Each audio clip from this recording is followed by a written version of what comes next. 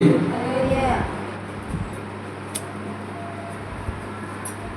ప్రభువును రక్షకుడైన యేసుక్రీస్తు నామములో ఈ శ్రేష్ఠమైన సమయమును అనుగ్రహించిన దేవునికి కూడి వచ్చిన మీకును ఈ పునరుద్ధాన దినమును బట్టి మా నుండి నిండు హృదయంతో ప్రత్యేకమైన పునరుద్ధాన వందనాలు తెలియజేస్తున్నాం. మనం ప్రతి వారం కూడా చదువుతున్న పుస్తకమే రూతు గ్రంథం 3వ అధ్యాయం 11వ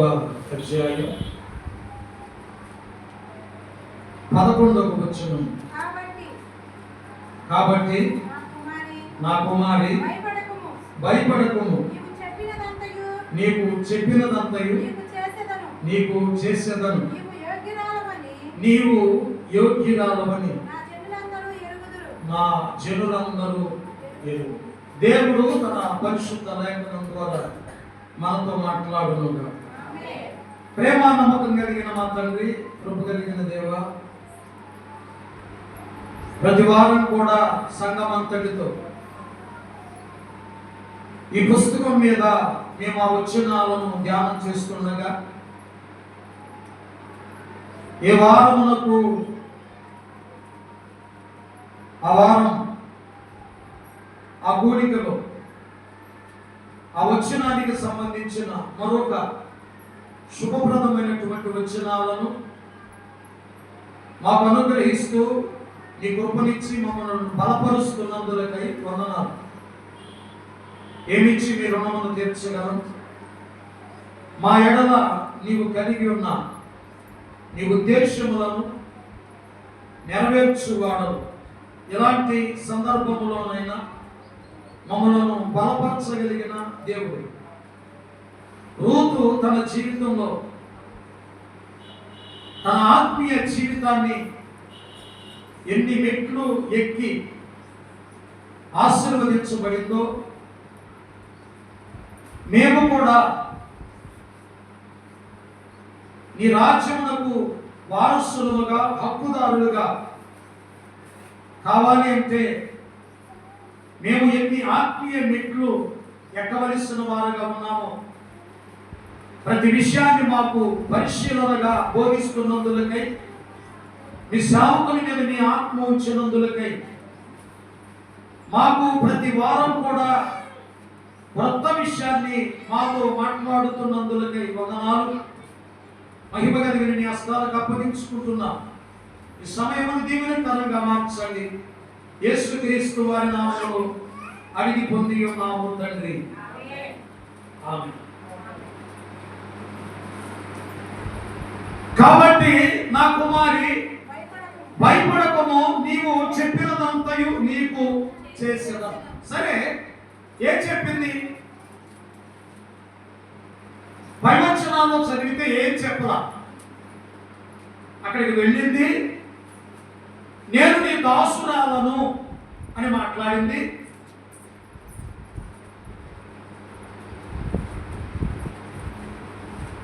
నీ కొంగు నాకు కప్పమని అడిగింది. దానికి అతడు కితాబు ఇచ్చాడు, ఘనతనిచ్చాడు. నీ ప్రవర్తన చాలా మంచిది అని మాట్లాడాడు. మునుపటి సత్ప్రవర్తన కన్నా వెనుకటి సత్ప్రవర్తన మరి ఎక్కువైందన్నాడు. ఏమి చెప్పకుండానే నీ కొంగు నాకు కప్పమని అడిగిన వెంటనే అతను చెప్తున్నటువంటి సమాధానం, నా కుమారి భయపడకు, నీవు చెప్పినదంతయు నీకు చేశాడు. ఏం చెప్పకుండానే హృదయము, అంతరంగము, మనస్సులో మనం అనుకున్నవి, ఊహించుకున్నవి, ఆలోచన చేస్తున్నవి ఏమంటే దేవునికి చెప్పకుండానే దేవునికి తెలుసంటారా? మిమ్మల్ని అడుగుతుంది. మనం చెప్పకుండానే దేవునికి తెలుసంటారా? మీరు చెప్పకుండానే మీరు చెప్పినదంతయు నీకు చేసేదనని బోయాజు రూతుతో చెబుతున్నాడు. ఏం చెప్పలే, నీ కొంగు నాకు కప్పుమనగా అంతే. నీవు దేవుని చేత దీవెనలు తినదా, దేవుడే నిన్ను దీవించేవాడు. నువ్వు దేవుని రెక్కల కిందకు వచ్చితివి. ఎలా? సురక్షితంగా ఉండటానికి. ఆయన నీకు శాశ్వతమైన బహుమానం ఇస్తాడు. ఎలాంటిది? శాశ్వతమైన.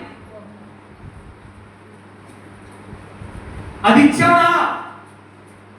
అది చరిత్రలో నిలబడిపోవాల్సిందే. దావీదుకి సింహాసనం ఇచ్చాడు. ఆ సింహాసనం గురించి బైబిల్ అంతటిలో చెప్పబడుతున్న మాట. యేసుప్రభు అంటాడు, యేసుప్రభు వారు పంపిన దేవదూత మాట్లాడతాడు గాబ్రియేల్ మరియతో, మరియా నీ కడుపును పుట్టబోవు శిష్యుడు పరిశుద్ధుడు, స్తోత్రం, అతడు ఇశ్రాయేలీయులను యుగ యుగములు ఏలేవాడు. దావీదు సింహాసనము మీద ఆయన కూర్చుని ఆయన రాజుగా పరిపాలిస్తాడు. చూసారా? దేవుడు ఒకటి ఇచ్చాడంటే అది తన జీవితంలో కాదు, చరిత్రలో చిరస్థాయిగా నిలిచిపోతుంది. దేవుడిస్తే, ఎవరిస్తే? దేవుడిస్తే అది చరిత్ర పుట్టలు పుస్తకాలు తిరగేసినా సరే దాన్ని ఎవరు రూపు మార్పలేరు, దాన్ని మాయించలేరు. ఎందుకంటే అది చరిత్రలో జరిగి ఉంది కాబట్టి. ఒక మానవుడు భూమి మీద నుండి ఒక చిన్న ప్రార్థన, సూర్యుడా నీవు అయ్యానులో, చంద్రుడా నీవు గిబియోనులో నిలిచిపో అని ఒక కేకేశాడంతే. అది ఒక పుస్తకంలో రాయబడింది. అది ఇప్పటికీ అనేక వేల మంది ప్రజల చేత చదవబడుతుంది. ఒక నరుని మనవి వినినటువంటి దినం ఆ రోజే కానీ అంతకు ముందు కానీ దాని తర్వాత కూడా లేదు అని మాట్లాడుతుంది బైబిల్. ప్రార్థనకు చావు లేదు. దేవుడు ఇచ్చిన దానికి అది వెలిసిపోయేది కాదు. దర్శనం ఇచ్చిన, వరం ఇచ్చిన, ఫలం ఇచ్చిన, దేవుడు దీవెనిచ్చిన, దేవుడు మనల్ని ఆశీర్వదించిన అది చరిత్రలోని స్థిరస్థాయిగా నిలిచిపోతుంది. ఆయన అంటాడు, నువ్వు ఆయన రెక్కల కిందకు సురక్షితంగా ఉండటానికి వచ్చావు. ఆయన నీకు శాశ్వతమైన బహుమానం ఇస్తాడు. స్తోత్రం. పూర్ణము కానిది సంపూర్ణమైనది. స్తోత్రం. ఒక బిడ్డ గర్భంలో పడినప్పుడు అతనికి ఆ యొక్క అవయవాలన్నీ ఒక్కొక్కటిగా ఏర్పడేంత వరకు కూడా ఆ గర్భంలో ఆ శిశువు లేదా ఆ పిండం దాచబడవలసిందే. అవునా కాదా? దేవుడు దాన్ని సంపూర్ణంగా చేయలేకున్నాను, కళ్ళు లేకున్నాను, కాళ్ళు లేకున్నాను ఇస్తే అది సంపూర్ణం అంటారా? కానీ మనము అప్పటిదాకా ఆయన సంపూర్ణంగా శాశ్వతంగా అది మనకి ఇచ్చేంత వరకు కూడా మనము నిలిచి దానికోసం ఎదురు చూడవలసిన ఒక ఆత్మీయ జీవితంలో, ఆత్మీయ పోరాటంలో మనం ఉండాలనేటువంటి విషయం మనం పరిశీలించవలసిన వారంగా ఉన్నాం. స్తోత్రం కలుగునుగా. నీకు ఆయన ఇస్తాడు, నేను నీకు ఇస్తా. ఎప్పటి వరకు?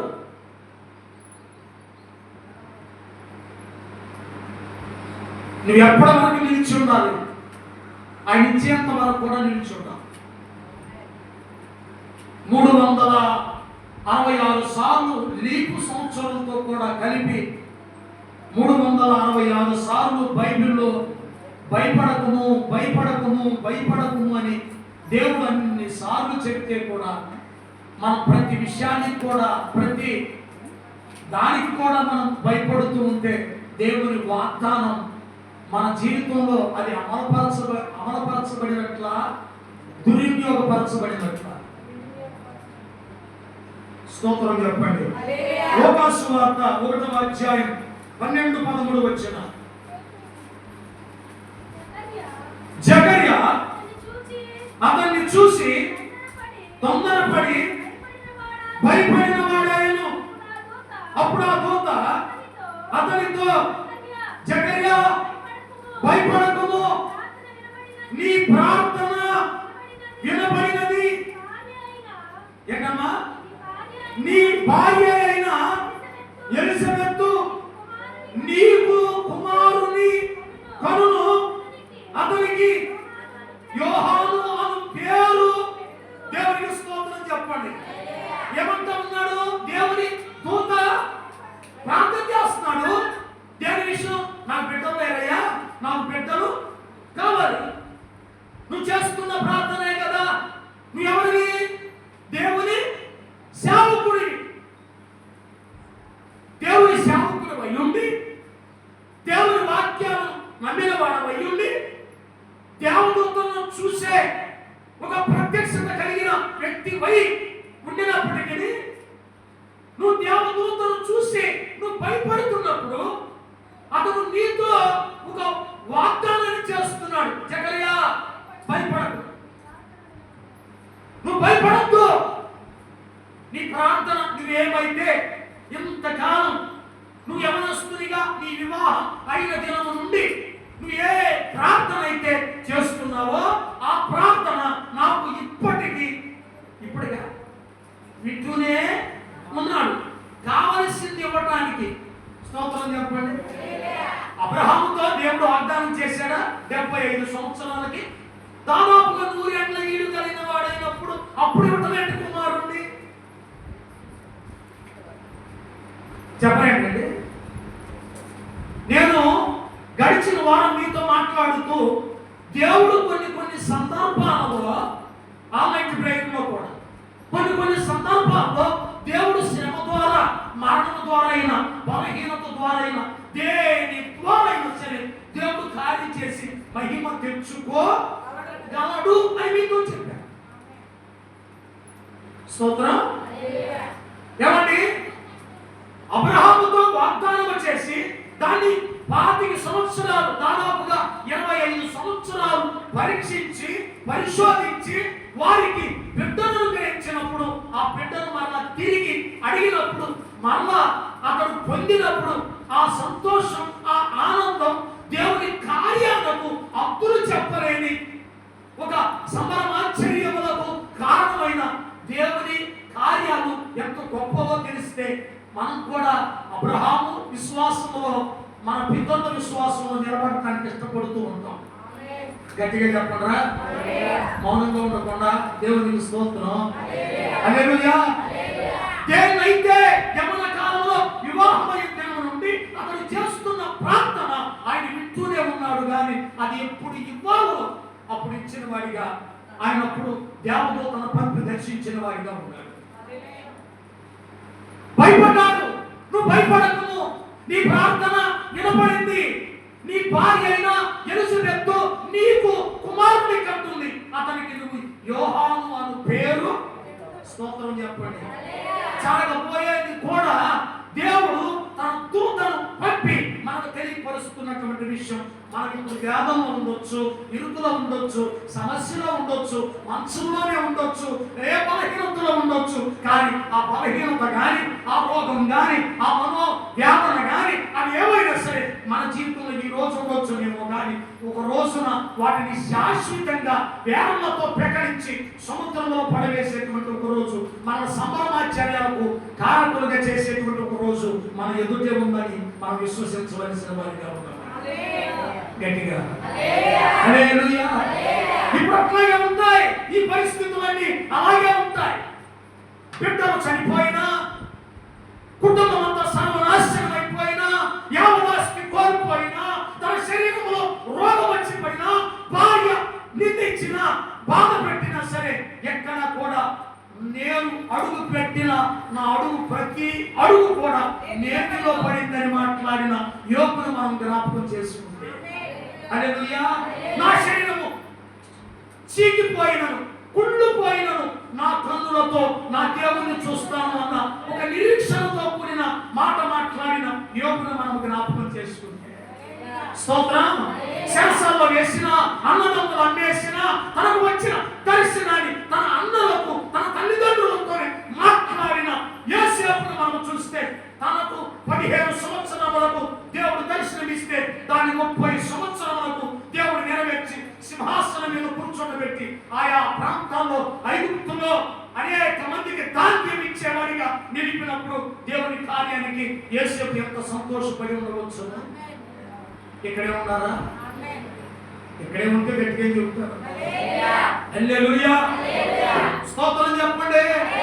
దేవుడు నీకు సంపూర్ణమైన బహుమానం ఇచ్చేటువంటి ఒక రోజు మన ఎదుట ఉన్నదన్న విశ్వాసంతో ఈ ఆత్మలో మనం ముందుకు కొనసాగవలసిన వారిగా ఉన్నాం. నా కుమారి నువ్వు భయపడకు,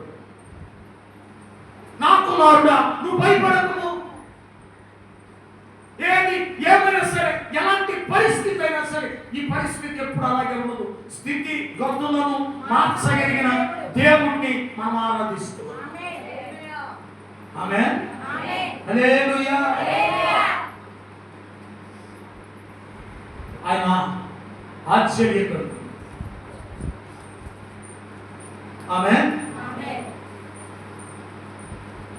నీవేది అడిగావో, నీవు అడిగినదంతయు, నువ్వు చెప్పినదంతయు నేను చేస్తాను అని ఆమెతో మాట్లాడుతూ. ఏం మాట్లాడింది, ఏం చెప్పింది? నీకు ఏమి కావలసి ఉన్నదో ఆయనకి తెలుసు. నీవు మొదట ఆయన నీతిని, ఆయన రాజ్యమును, ఇవన్నీ మీకు అనుగ్రహించవు. మనం చేయవలసింది చేయాలా, మనం చేయాల్సింది చేయాలి.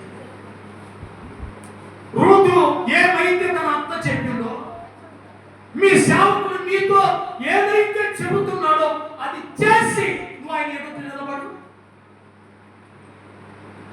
ఆమేన్.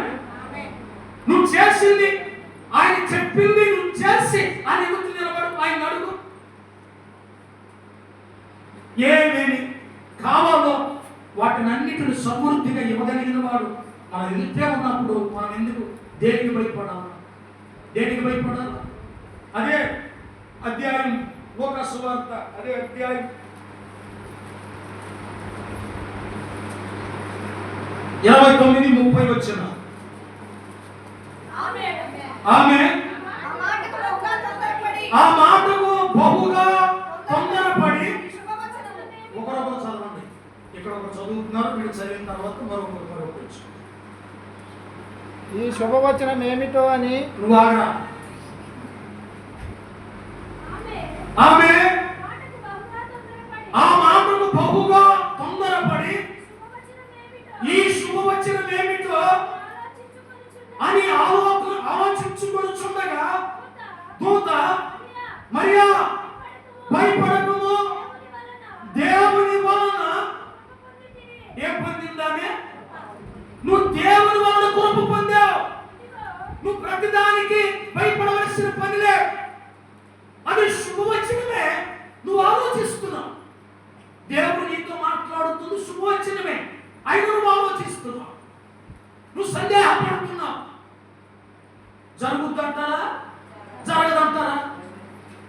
మరలా మీకు అబ్రహాము శారాన్ని జ్ఞాపం చేస్తున్నా, శారా అబ్రహాముని మీకు జ్ఞాపం చేస్తున్నా. వారు విశ్వాస విషయంలో వారు సందేహింపక, రోమపత్రిక అక్కడికి వెళ్ళిపోవాలి. మీరు లెక్క అయితే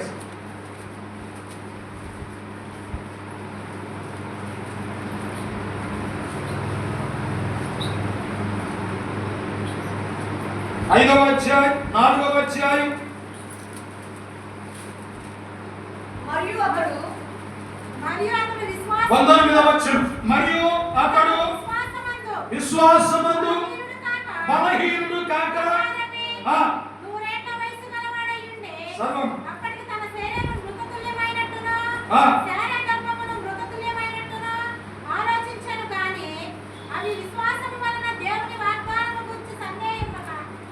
అవిశ్వాసము వలన దేవుని వాగ్దానమును గూర్చి సందేహింపక దేవుని మహిమపరచి ఆయన వాగ్దానము చేసిన దానిని నెరవేర్చుటకు సమర్థుడని రూఢిగా విశ్వసించి విశ్వాసం వలన, విశ్వాసం అంటే 4 అక్షరాలు కాదు, గట్టిగా చెప్పాలంటే విశ్వాసం అంటే 4 అక్షరాలు కాదు. ఆ విశ్వాసం అంటే అది నిరీక్షణతో కూడిన దేవుని వాగ్దానం. అది దాన్ని ఆయన రూఢిగా నెరవేర్చగలిగిన సమర్థుడని వారు విశ్వసించి విశ్వాసం వలన బలం పొందేశారు. దేవునికి స్తోత్రం. మృత పుణ్యమైన తమ శరీరాలు మరలా యవనస్తులకు ఏ గర్భమైతే కడుపులో ఉంటుందో అదే గర్భాన్ని దేవుడు మరలా వారికి బలమును అనుగ్రహించాడు. దేని ద్వారా? విశ్వాసం ద్వారా. ఆమె బలమునకు దేవుని వాగ్దానానికి, బలమునకు దేవుని వాగ్దానమునకు మధ్యలో విశ్వాసం దాన్ని దీన్ని కలిపేసింది, దాన్ని దీన్ని ఏకం చేసేసింది. కాదు అనుకున్న దాన్ని చేసి చూపించింది. స్తోత్రం. అందుకే విశ్వాసం అన్నది నిరీక్షింపబడు వాటి యొక్క నిజ స్వరూపం లేనివి ఉన్నవనుటకు రుజువున్నాయి అన్నది లేదు, ఉంది. అదే విశ్వాసం అంటే. అబ్రహాము దాన్ని నమ్మాడు, శారా దాన్ని నమ్మింది. వాడు సందేహించట్లా. నువ్వు సందేహిస్తున్నావు, శావకుడిగా సందేహిస్తున్నావు, విశ్వాసిగా సందేహిస్తున్నావు. ఆ సందేహం వలన నీలో భయం బయలుదేరింది. ఆ భయాన్ని దేవుడు గద్దిస్తున్నాడు ఈ రోజున. స్తోత్రం చెప్పండి. దేవుడు నీలో ఉన్న ఆ భయాన్ని, ఆ ఆందోళనను, ఆ సందేహాన్ని అన్నిటినీ పారద్రోలుతూ ఉన్నాడు ఈ రోజు. నీతోనే ఈరోజు మాట్లాడుతుంది. భయపడకుండా. శుభవచనమే నువ్వు ఆలోచించొద్దు, శుభవచనమే నువ్వు భయపడద్దు. భయపడకుండా జరిగేదేంటో తెలుసా? నువ్వు దేవుని కృప పొందే వారి లెక్కలో ఉన్నావు. స్తోత్రం చెప్పండి. రూతు ఏం పొందింది? ఇప్పుడు కృప పొందిందండి. నువ్వు భయపడకము, నువ్వు చెప్పినదంతా నీకు చేస్తా. ఏం చెప్పలే, ఆయన చేస్తానంటున్నాడు. ఎలా తెలిసిందంటారు? ఏమీ లేనిదే అసలు అక్కడికి రాదు కదా. ఆమె పిల్లలు లేకపోతేనే కదా అన్న ఆలయానికి వచ్చింది. స్తోత్రం. ఆమె చెప్పండి. ఏమీ లేకపోతేనే కదా అడగడానికి వచ్చేది. మనం చదివాం కదా, మనము వాగ్దానం చేశాడు దేవుడు, ఇస్తానన్నాడు దేవుడు, ఇచ్చేవాడు ఉన్నప్పుడు ఇస్తానే వాడి దగ్గరకు మనం రావాలి కదా. మనము దయచేయు వాని యొద్దకు మనం చేరవలెను కదా. దేవుని నామమునకు మహిమ కలుగును గాక. చేరాలి, అడగాలి. ఇచ్చేవాడిని ఇవ్వవాడిని ఎంతసేపు అడిగినా అడగడు. ఇచ్చేవాడు అడుగుతూ ఉంటే ఎప్పటికైనా ఇస్తాడు. ఇది దీన్ని తెలుసుకోవడం మనిషి ఉన్నది. ఒకరింటికి స్నేహితుడే, ఒకరింటికి ఒక స్నేహితుడు వచ్చాడు. తలుపు తట్టాడు. తలుపు తట్టితే, అరే స్నేహితుడా, నా బిడ్డలు ఆకలితో పడుకున్నారా, నాకును నా పిల్లలకి 3 రొట్టెలు బదులిమ్మని అడుగుతున్నాడు. ఎన్ని? 3 రొట్టెలు. అంటే 2 పిల్లలు, తను 3 రొట్టెలు బదులివ్వరా అని అడుగుతున్నాడు. అప్పుడు ఏమన్నాడు తెలుసా? అరే నా పిల్లలు పడుకుని నిద్రపోతున్నారు, నేను లేచి నీకు ఆ రొట్టెలు ఇవ్వలేను అన్నాడట. అప్పుడు అతను ఏం చేశాడు తెలుసా? మరలా మాటి మాటికి అదే మాట అడుగుతున్నాడట.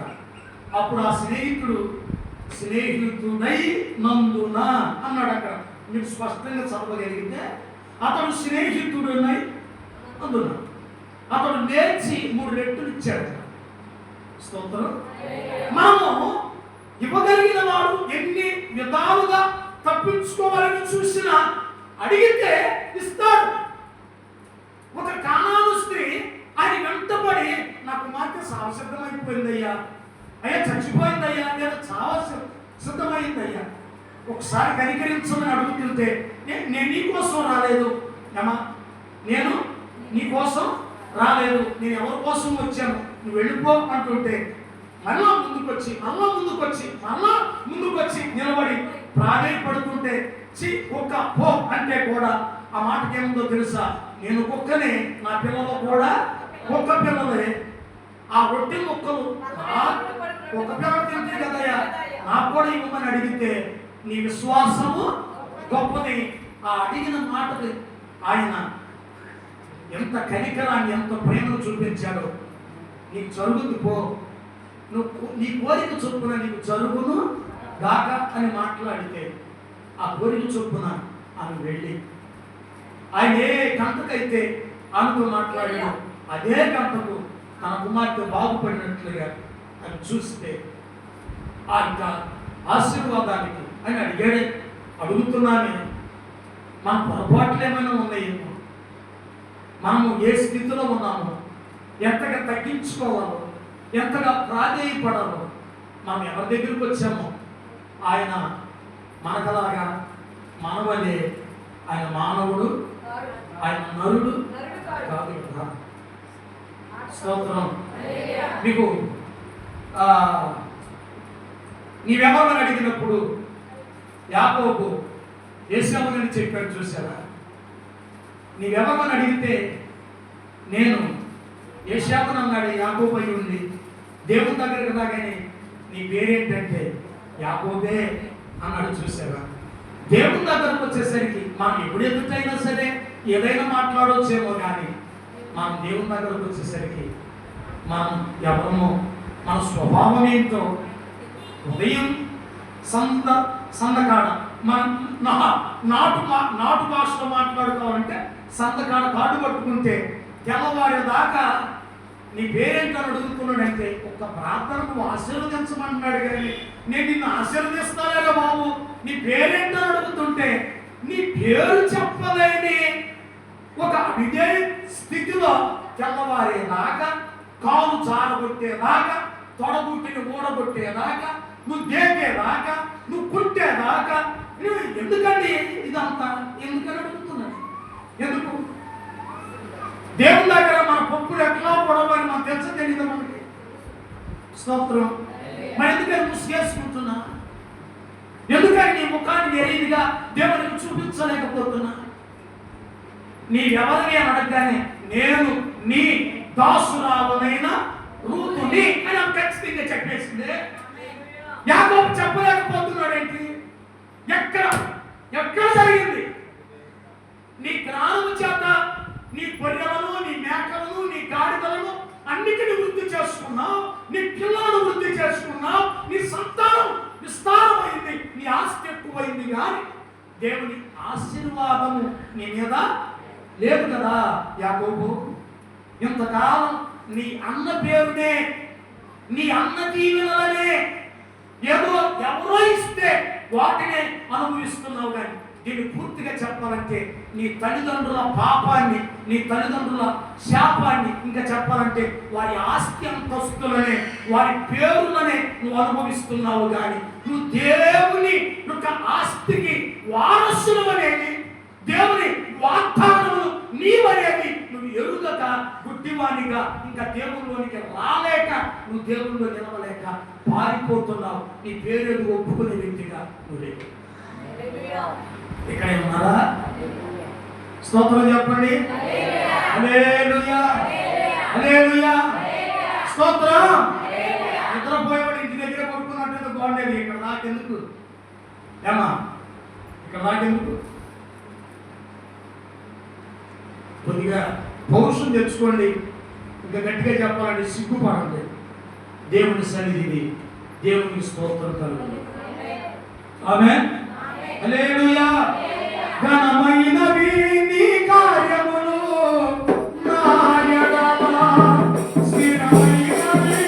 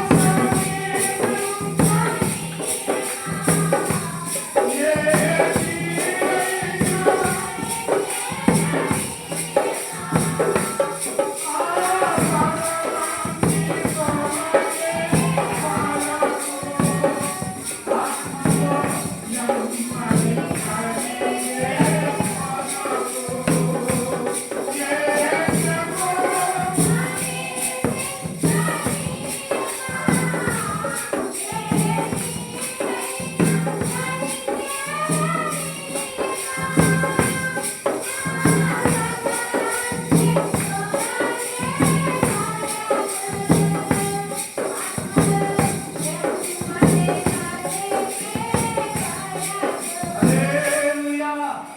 దేవునికి స్తోత్రం కలుగును గాక. మన పితరులైనటువంటి వారిని జ్ఞాపకం చేసుకుంటే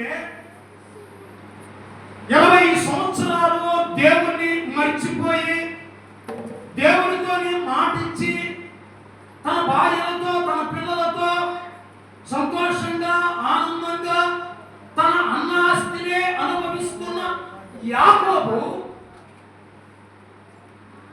20 సంవత్సరాలు దేవుణ్ణే మర్చిపోయాడు. 20 సంవత్సరాలు.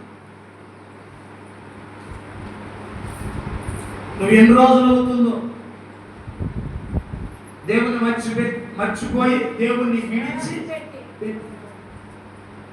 దేవుని సన్నిధికి వచ్చి దేవుని దగ్గర ప్రాధేయపడి నీ మోసకారితనమైనటువంటి విషయాలని ఒప్పుకొని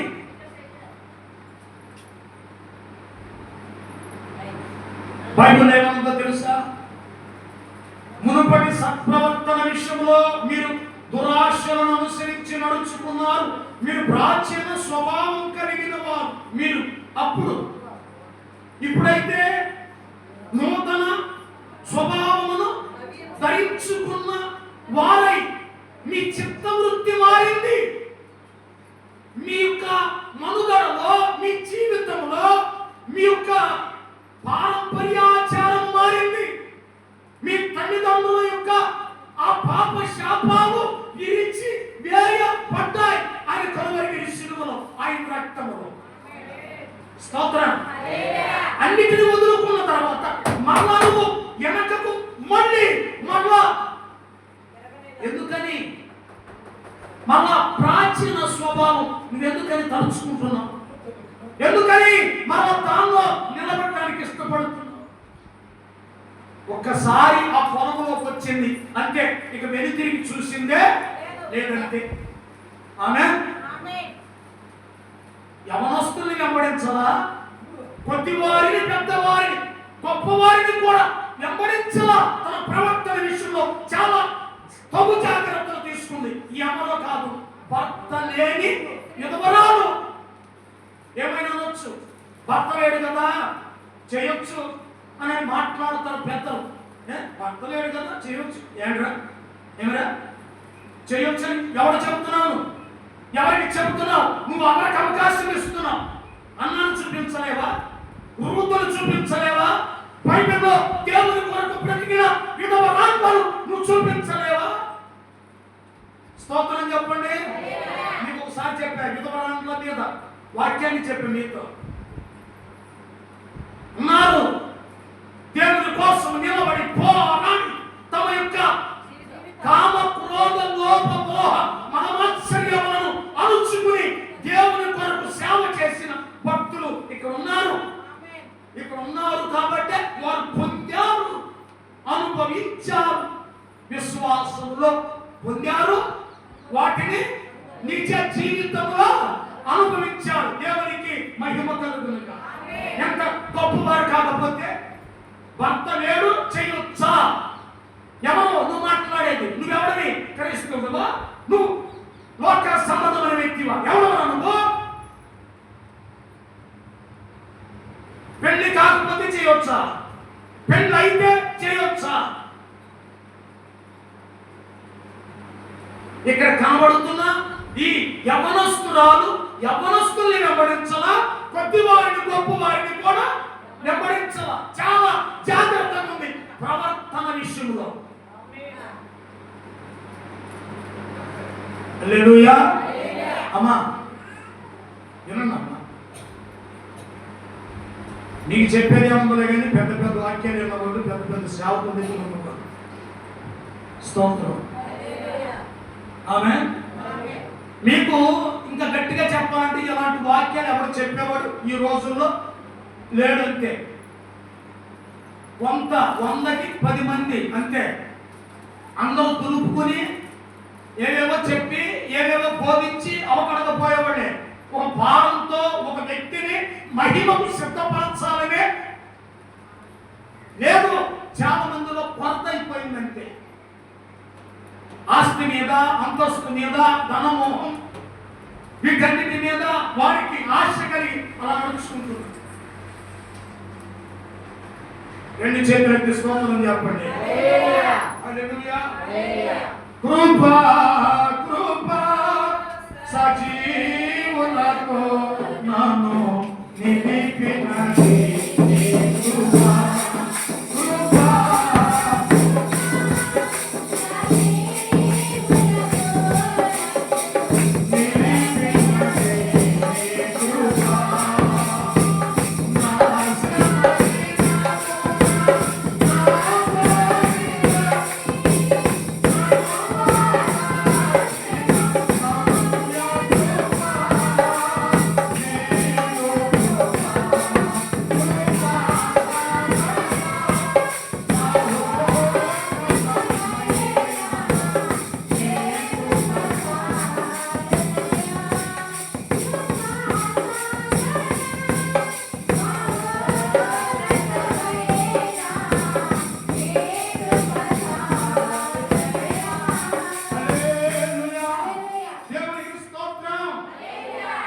దేవుని వలన కృప పొందావు. నువ్వు భయపడవలసిన పని లేదు.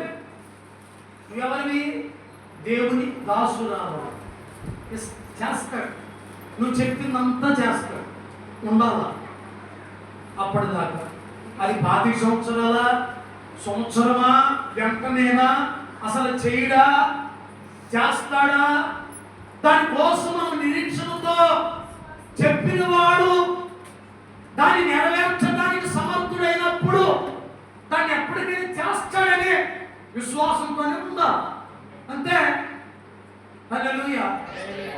నేను మీకు ఇప్పుడు చెప్పను, ఒక విషయం ప్రార్థన చేస్తాను, అది దేవుడు నెరవేర్చిన రోజున నేను ఎదుట సాక్షిగా నిలబడతా. ఇప్పుడు దాకా ఉంటానా, ఓడతానని తర్వాత స్తోత్రం. నేను అడిగింది ఇవ్వగలిగిన వాడు ఆయన జీవిస్తూనే ఉన్నాడు. నా కాకపోతే నా పిల్లవాడికి ఇస్తాడయా, నా పిల్లవాడు కాకపోతే నా మనవడికి ఇస్తాడు. ఆయన రాకడ ఆలస్యం అయితే, ఆయన చిత్తం అయితే. స్తోత్రం. అడిగింది అడగటమే కదా, అంతేనా? మనం అడగాలి కదా. మీరు అడగనందున పొందలేదు అంటాడు యాకోబుడు. దేవుడు అంటాడు మీరు అడగనందున పొందలేదు. అడిగారా?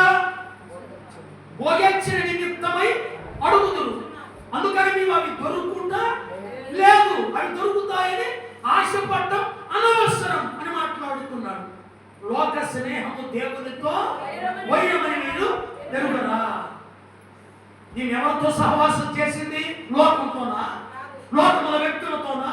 ఆ పనులోనే, ఆ పనికెక్కల దగ్గరే, ఆ పని వారి దగ్గరే, అక్కడే అక్కడే అక్కడే తన జీవితాన్ని కోతలు ప్రారంభించిన కాలం నుండి కోతలు ముగించి గొప్ప వేసి నువ్వు కూర్పోర పట్టేంత వరకు కూడా అక్కడే ఉండి ఆ పదములో ఉన్న ఆ అతని పాదముల దగ్గరకు చేరి తన జీవితం యొక్క ఫ్యూచర్ ఏంటయ్యా, నా ముందు జీవితం ఏంటి, హలో, అసలు ముందు ఏం జరగబోతుంది నా జీవితం, నువ్వేం చేయబోతున్నావు అనే విషయాన్ని రైట్. రెండు చేతులెత్తి దేవుని స్తోత్రం చెప్పండి గట్టిగా. అని చెబుతున్నాడు ఆయన నిన్న నేడు నిరంతరం ఏకరీతిగా ఉన్నాడు. ఆయన ఎవరు మార్చలేరు అని చెప్పింది చేసేవాడిగా ఉన్నాడు.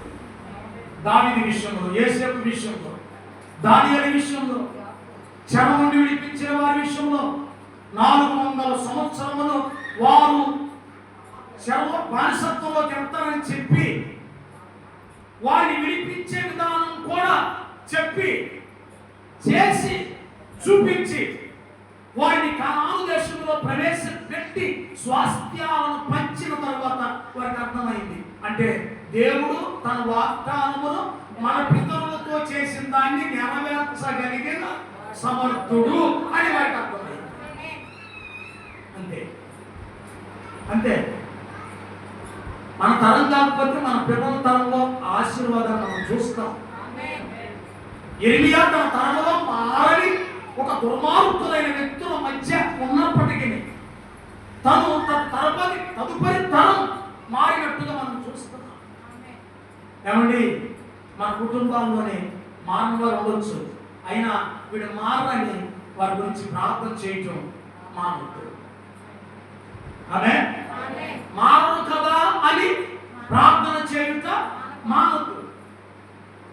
రాగాకై నువ్వేమనే దానివి, మీ బావ మారడు అనేదానివా? ప్రార్థన చేయటం ఆపేవా? ప్రార్థన చేసే బాబు ప్రాప్తిస్తులు పొందాడా? రొట్టెలో పాలు బొమ్మలు పొందాడా? నీ కళ్ళతోనే చూసావా? ఇట్లా మనం ఎన్నో హల్లెలూయా. మా ఇంట్లో మారాల్సిన వాళ్ళు 2-3 ఉన్నారు, మారుతారు. కానీ ప్రార్థన మన ఇళ్ళలో ఉన్నారు మారాల్సిన వాళ్ళు. ప్రభు దగ్గరికి రాలేని మంచోడే, ఎవరి కాని చేయరు, ఏ పాపము చేయరు, కానీ ప్రార్థనకి రాలేరు. అలాంటి వారిని గురించి కూడా మనం ప్రార్థన చేయాలి. దేవుని ప్రేమ వారికి తెలియపరచాలి. హల్లెలూయా. ఆ బలంలోకి వస్తే ఆ ప్రేమ, ఆ ఆదరణ, ఆ మాటలు, ఆ వాగ్దానాలు ఆమె వింది, అనుభవించింది, వాటిని పొందింది, తన అత్తకు చెప్పింది, తన అత్తకు కూడా ఇచ్చింది. వాటిని చూసింది, అనుభవించింది.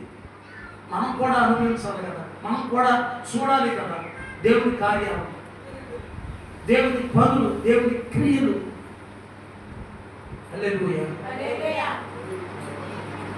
అన్నిటినీ అద్భుతాల కింద, అన్నిటినీ ఆశ్చర్యకారాల కింద, అన్నిటినీ ఒక్కొక్కలో ఉడకేసేటువంటి సేవకులు చాలా మంది ఉన్నారు. కానీ ఏది ఎలా మాట్లాడాలో, ఎలా బోధించాలో, ఒక వ్యక్తిని ఆత్మీయంగా, శారీరకంగా, ఇంకా చెప్పాలంటే మానసికంగా ఆ వ్యక్తిని దేవుని రాక కొరకై ఆ వ్యక్తిని సిద్ధపరచాలంటే తనకి ఎలాంటి వాక్యాలు అవసరమో దేవుని దగ్గర పొందుకొని వారికి బోధించే సేవకులు ఈ రోజున కొరతైనప్పుడు, అలా బోధిస్తున్న సేవకులు మనకు దగ్గరగా ఉన్నప్పుడు వారికి మనం హత్తుకొని వారితో కలిసి, వారితో పనిచేసి ఆ మార్గంలో నడిచే ఒక విశ్వాస యాత్రలో, విశ్వాస జనాంగంగా మనకు నిర్దిష్టమైన ప్రణాళికతో నడవాలని సేవకులు తెలియజేస్తారు. గట్టిగా హల్లెలూయా. సామెతం, నీవు యోగ్యురాలవని నా జనులందరూ ఎరుగుదురు అన్నమాట. సామెతలు 12వ అధ్యాయం 4వ వచనం. యోగ్యురాలు తన పెనిమిటికి కిరీటము సిగ్గు తెచ్చున్నది వాని ఎముకలకు కుళ్ళు. మనము ఏం చేయనవసరంలే. భర్తను మన విధానాలన్నీ చూస్తున్న వ్యక్తిని ఈ యోగ్యురాలే భర్తకు కిరీటం, సంఘానికి కిరీటం, సంఘానికి ఘనత, మన క్రియలే, మన ప్రార్థనే, మన విశ్వాసపు మాటలే, ఇతరులను ప్రభు దగ్గరకు నడిపించే విధానమే. ఎవడు యోగ్యుడు? దేవుడు ఎందుకు వచ్చేసరికి ఎవడు యోగ్యుడు లేదు, ఎవడు యోగ్యుడు? ఎవరన్నా యోగ్యుడు అన్నారా? అందుకని యేసన్న గారు భలే పాట రాశారు. యేసయ్య నీ కృప నన్ను అమరత్వానికే అర్హునిగా మార్చింది. ఆయన కృప మనల్ని అర్హునిగా లేదా యోగ్యునిగా మనల్ని మార్చింది. మన యోగ్యత ఏమైంది? మన అర్హత ఎక్కడ? మన ఘనత ఎక్కడ? మన స్థితిగతులు ఎక్కడ? దేవుని దగ్గరకు వచ్చేసరికి ఏవి మన పొగడతలు, ఏవి మన ఆస్తి అంతస్తులు, ఏవి మన పేరు ప్రఖ్యాతులు, ఏవి? యోగ్యురాలు తన పెనిమిటికి కిరీటం. సిగ్గు తెస్తే వాడిని మనం ఏమో చేయవసరం లే.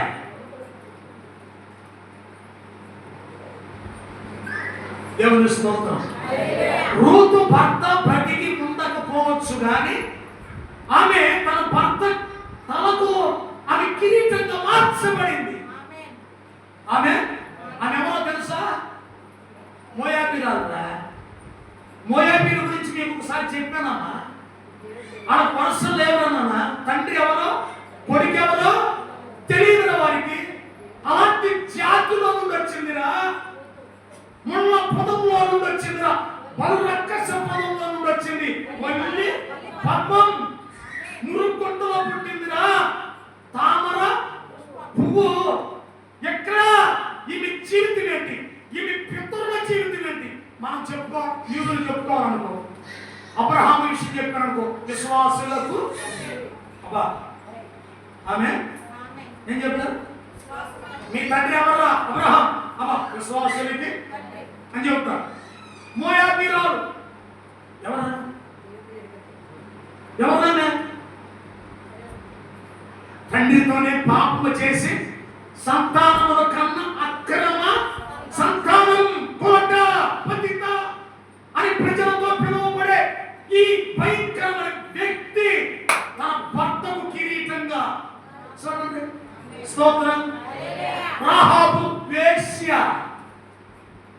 ఎన్నో కుటుంబాలను పతనం చేసిన వ్యక్తి, ఎన్నో ఆడపిల్లల కన్నిటికి కారణమైన ఈ వ్యక్తి ఒక రోజున ఇశ్రాయేలీయులను కలిసిన తరువాత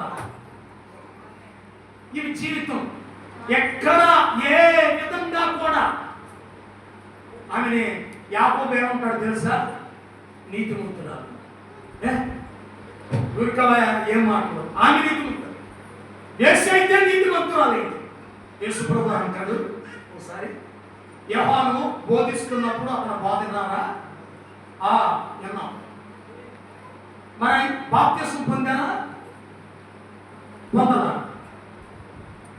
వేశ్యలు సుంకరులు అతని బోధ విని బాప్తిస్మము పొందారు, మీరు విని పొందలేదు. వేశ్యలు సుంకరులు మీకంటే దేవుని రాజ్యంలో ముందే అన్నాడు. అంటే ఇప్పుడు వేశ్యలు సుంకరులు పరలోక రాజ్యానికి వారసులు, యోగ్యులు, అర్హులు. స్తోత్రం, ఆమె చెప్పండ్రా. ఆడ అర్హులు, యోగ్యులు, దానికి కారకులైనప్పుడు, వారసులైనప్పుడు ఎవడు? వేశ్యలు, సుంకరులు.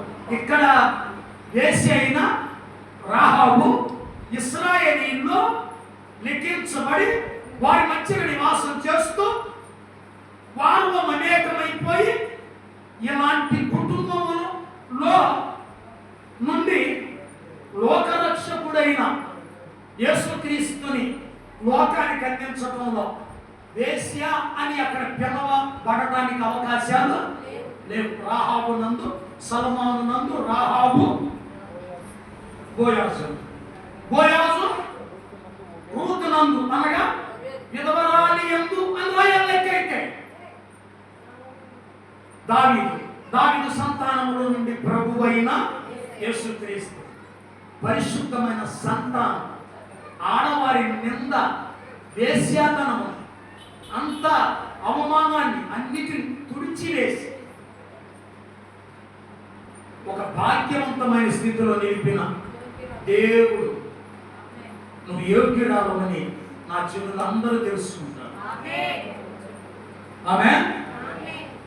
నువ్వు యోగ్యురాలని నా చెవులు అందరూ తెలుసుకుంటారు. ఎందుకో తెలుసా? నీ ప్రవర్తనే.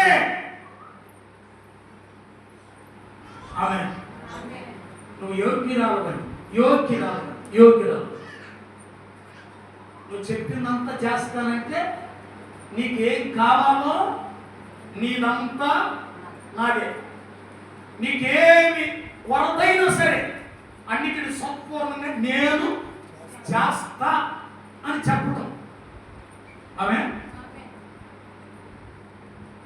దేవునికి మహిమ కలుగును.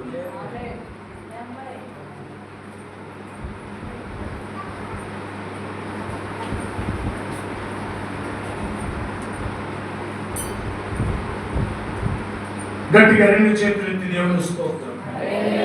యోగిరాలు తన పెనిమిటికి కిరీటం సిగ్గుపరచున్నది ఎముకలకు గుడ్డు. భర్త పేరు నిలబెట్టిందండి.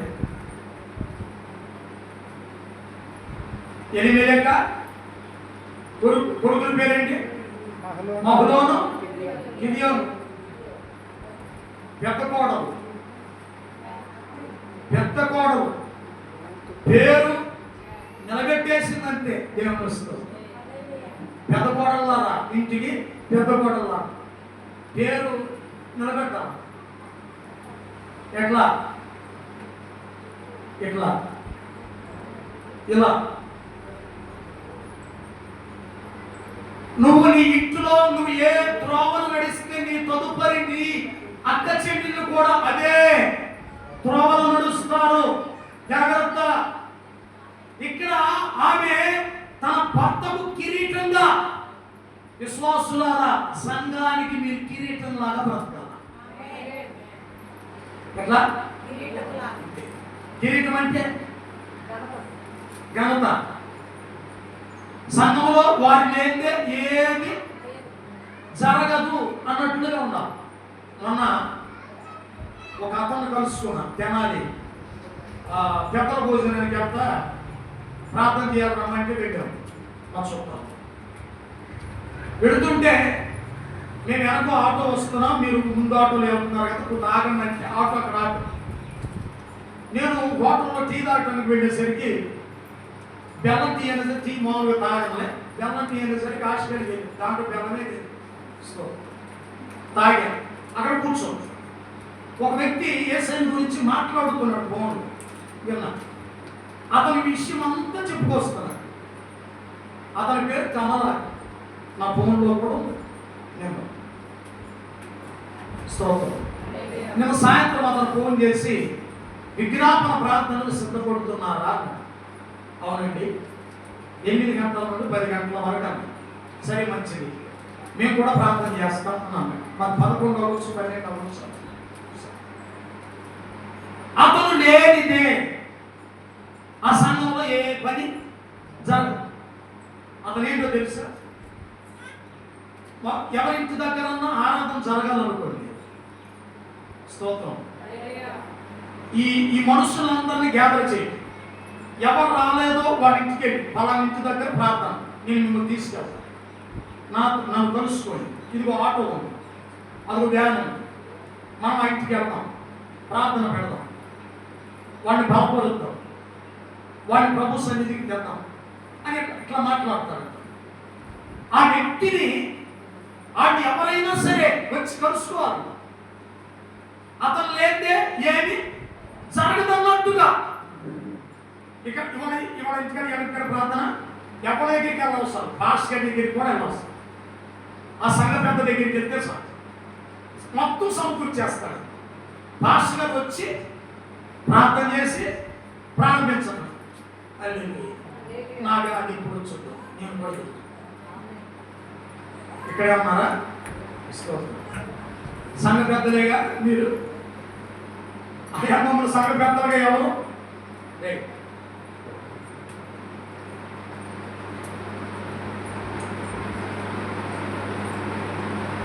స్తోత్రం చెప్పండి. సంఘ పెద్దలుగా మమ్మల్ని ఎవరు పెట్టలేదంటారా? అందరూ పెద్దలే. ఆమె అప్పుడప్పుడు అంటాం చూసారా, పండగలకు కానీ వాటికి కానీ అందరి పేరు చెప్తాం చూసారా, అందరు పెద్దలే. అందరూ సమకూర్చండి, అందరూ దేవుడికి పని చేయండి, ఆడికే మంచి పక్క. హల్లెలూయా. ఒక విషయాన్ని దేవుడి వరకు చేయాలి అని అంటే ఆ వ్యక్తి ఆ విధానంలో ఉండాలి. మనకు ఒక గ్రూప్ పెట్టాం పెట్టలేదా? మన మందిరము లోగో మీద ఒక గ్రూప్ పెట్టాం, యేసుక్రీస్తు ప్రార్థనా మందిర సావాసం అని పెట్టాం. దాంట్లో ఈరోజు వీళ్ళ దగ్గర ప్రార్థన పోస్ట్ చేయమంటాం, ఎవరికైనా చెప్పమంటాం, ఎవరు రాలేదు వారిని కలుసుకోమంటాం. ఇన్ని విధాలుగా మిమ్మల్ని చెబుతున్నా, మీరు ఒకరినొకరు ప్రోత్సాహపరుచుకోకుండా, ఒక చెయ్యి పడిపోయినోళ్ళుగా, స్పర్శ లేకుండా, సంఘంలో మమేకమే లేకుండా, మీరు దేవుడు మిమ్మల్ని దీవించాలంటే ఎట్లా? చెప్పండి, ప్రార్థన పెట్టుకుంటే సరిపోతుందా? మీ పాస్టర్ గారికి ప్రార్థన అయిపోయిన తర్వాత కాలు పెట్టి పంపిస్తే సరిపోతుందా? దేవుడు దీనికి చెప్తాడు. హలో, ఒక్కొక్కసారి మీరిచ్చే కానుక కూడా వృధాగా ఖర్చు అయిపోతుంది. అది ఎందుకు అవుతుందో కూడా నాకే తెలియదు. అది ఎందుకు అవుతుందో కష్టపడాలి. అది దేవునికి ఇవ్వాలి. దేవుని నుండే నీ కష్టార్జితం ఆశీర్వదింపబడాలి. నీ చేతుల కష్టార్జితం నువ్వు అనుభవించుదామన్న మాట మన జీవితంలో నెరవేర్చబడాలి. స్తోత్రం.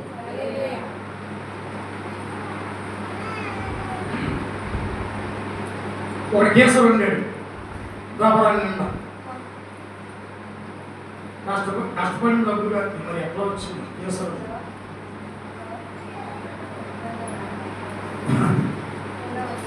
మోత కింద ఎక్కారు, మోత తీసి పైన ఎక్కారు. ఆ మోత అడుగున ఏముంది ఇసుక, దాంట్లో పడి తినడానికి అవకాశం ఉందా? అట్లా అయిపోతుంది. ఒకడికి అన్నము పడిలో పెట్టించాడు, మాసం కూర లేదని దూరంగా పారేశాడు. అంతే, అంతవరకే సరిపోతున్నాడు. దేవుని ఆశీర్వాదం మన అన్నపానములు భుజించే విషయంలో కూడా మీకు చెప్పారు, చాలాసార్లు చెప్పారు. ప్రసంగిలో ఉంటాడు, తన బాధను తను అనుభవించడం దేవుడిచ్చిన భాగ్యం అనుకోవాలి, దేవుని ఆశీర్వాదం అనుకోవాలి. ఆమె చెప్పండి. హల్లెలూయా. సామెతలు 31:10.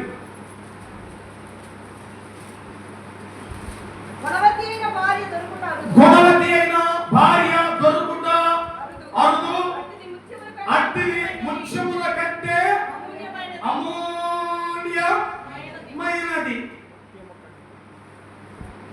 బోయాజుకు ఇప్పుడు ఎవరు దొరికారు?